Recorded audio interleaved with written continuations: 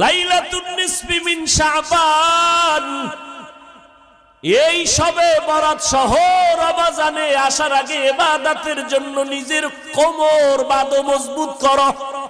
রমজান আসলে যেন অজুহাত দিয়া না বলো হুজুর মাজায় ব্যথা, 8 রাকাতের বেশি পারি না। খবরদার, এখন থেকেই তৈরি হয়ে যাও। কত কষ্ট করেছিলেন ইয়াতীম নবী এ রমজানে, ইবাদতে রাত কাটিয়ে দিতেন, কি হবে উম্মত বিনে। কত কষ্ট করেছিলেন ইয়াতীম নবী এ রমজান।